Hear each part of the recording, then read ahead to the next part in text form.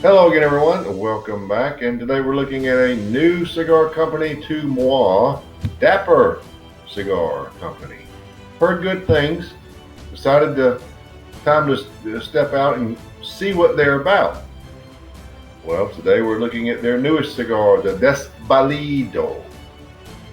Here it is. This is a Toro, 6 1/8 by 52. Love, love, love the band artwork. There's your density.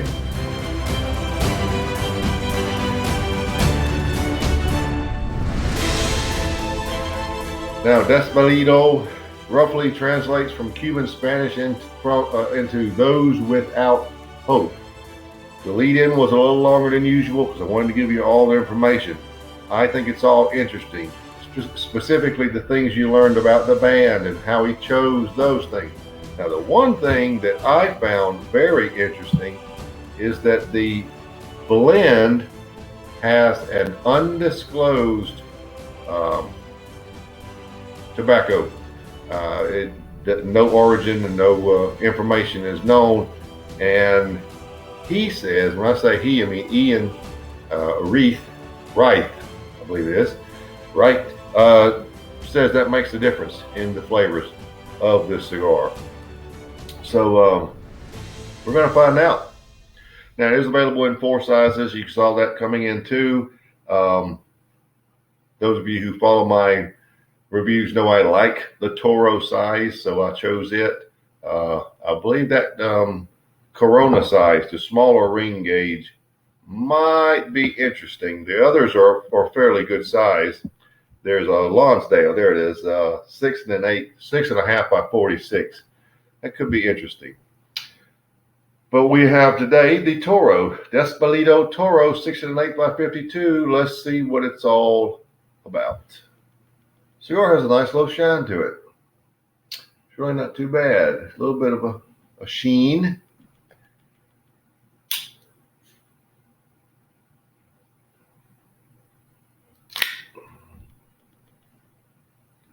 Okay, that's a good draw. Has just one little touch of firmness, but that's okay. Yeah, that'll work good. Make a little adjustment on the old lighter here, get the flame out.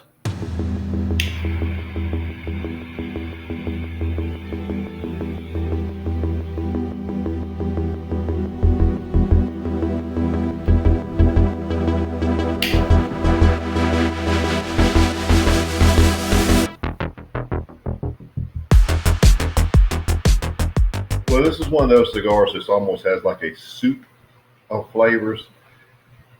Rather than one thing standing out, an individual, it seems like they're all mixed. There's quite a few things. Let me try to go through them. You got orange peel, apricot, brown sugar, leather, nutmeg, black coffee. It's quite meaty at times. You get just black pepper at about 7.5. That's how you start. And like I said, all the flavors I mentioned, it's almost like they're mixed in a bowl and you spoon them out. I mean, everything seems to be mixed. Nothing really stands out. That's okay. I'm just letting you know that's what to expect. It's a mixture of those flavors to start with. So nice start. Let's see how we go for the first third.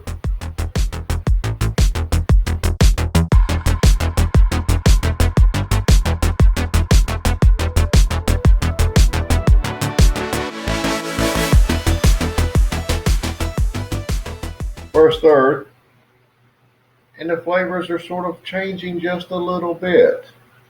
You still have basically the same flavors, and it's still a soup mixture. But now, certain ones are starting to just stand out just a little bit. The apricot flavor seems to be just slightly ahead of the others, but you get it, and it's a nice sweetness. Now, you still have your leather and the meatiness. There's a black coffee base. The cigar pretty much covers the spectrum high to low. of flavors. It's medium, probably medium to full. It's definitely medium to full in flavors, and I would say in strength also right now. The finish is pretty heavy on leather, some nutmeg. Not much sweetness on the finish. It's just a micro amount of that apricot flavor. There is that much, just enough to notice, but primarily you get a lot of leather, a lot of nutmeg. But the cigar is intriguing. It's very interesting. The first third I'm rating at 92. Let me get to that point first because the cigar is it's interesting. So 92 for the first third is very good.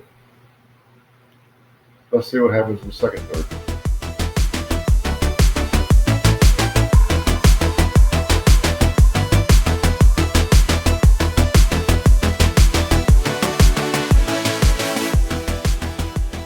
Here we are at the second third, finished with it.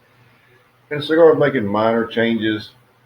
The apricot flavor now is sort of going into just a cedarish flavor. You still have the smaller amounts, but still there of the orange peel. And you have your brown sugar, and you have your nutmeg, which is not very noticeable because there's a lot of leather and a lot of black coffee.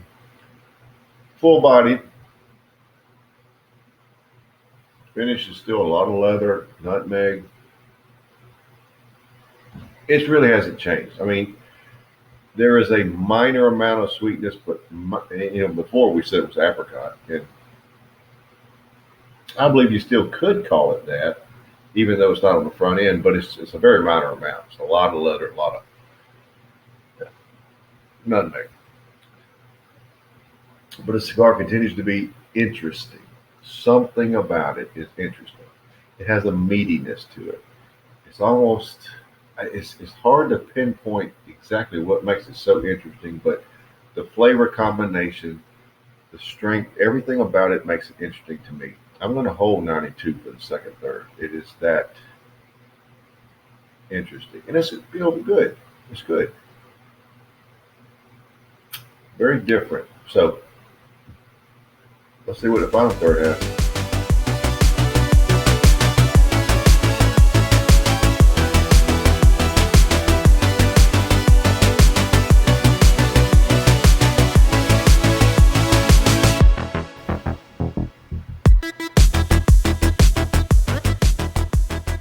We're down to the end, so let's wrap it up. The cigar in the final third lost a little bit of its intrigue, its interest.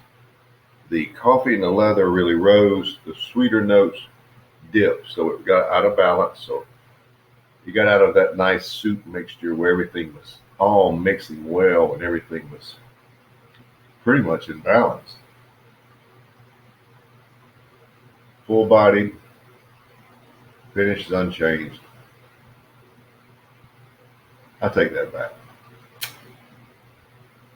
The minor amounts of that apricot are gone. So you're left with a lot of leather and a lot of nutmeg, and now even black coffee. There's a lot of dark notes on the finish. The front end has just minor amounts of sweetness, but massive amounts of leather and black coffee. And, intertwined in there is that nutmeg. I would lower the final third to 90. But the cigar, through the first two thirds, was quite interesting and quite unique. This is something I could buy again or have again easily, but the final third didn't kill it, but it did drop it. Final third is 90. So the overall score is 91.33. So it's not bad at all. 91.33 overall. So that'll do it. Interesting first start with Dapper Cigars, the Desvalido. 91.33.